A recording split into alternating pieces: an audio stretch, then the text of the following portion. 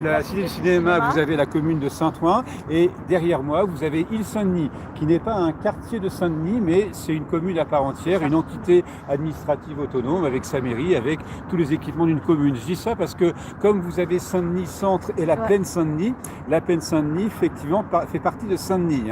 C'était autrefois un territoire d'usine et aujourd'hui en cours de reconversion, avec notamment, mais il reste quelques vestiges bien sûr du passé industriel comme Christophe, comme l'usine Tréfimétaux, l'actuelle Manufacture, entre autres. Voilà.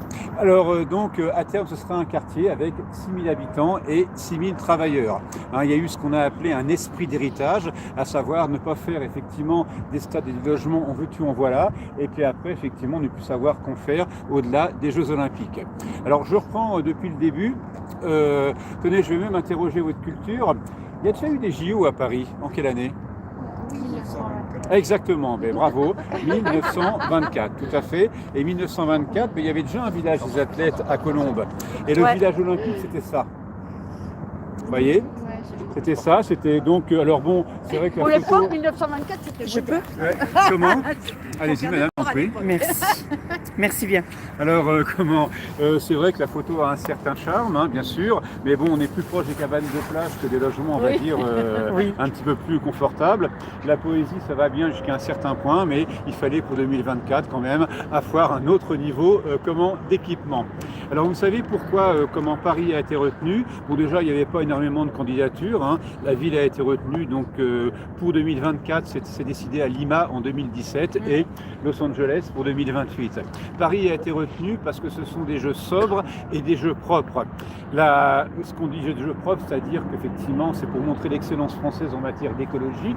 On abordera ci et là le volet écologique, à commencer par l'endroit où nous sommes, et également donc des jeux sobres pour éviter ce que je viens d'évoquer, les erreurs comme à Athènes ou à Rio. On a fait effectivement des stades en veux-tu en voilà, et une fois que l'événement était terminé, on ne savait plus qu'en faire. Alors effectivement, c'est des pays où je suis déjà allé, où j'ai vécu, comme au Brésil. Là-bas, il y a quand même pas mal de gens qui se serrent la ceinture, voire qui tirent la langue.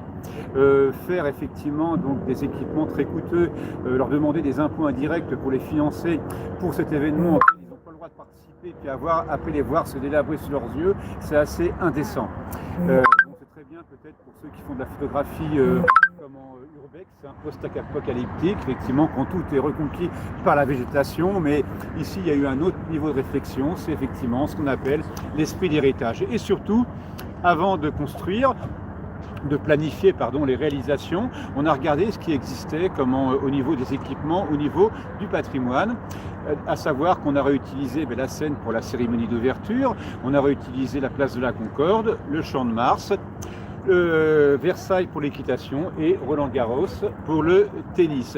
Et on a construit que 2 équipements, le centre aquatique olympique, vous le savez mieux que moi, donc est de l'autre côté, et puis aussi une aréna donc à la porte de la Chapelle, environ à 1,5 km d'ici, au nord du 17e arrondissement. Sachez qu'après on a pensé à une réutilisation. Pour ce qui est du centre aquatique olympique, d'ailleurs il y a d'autres piscines qui ont été rénovées, mais on s'est rendu compte que dans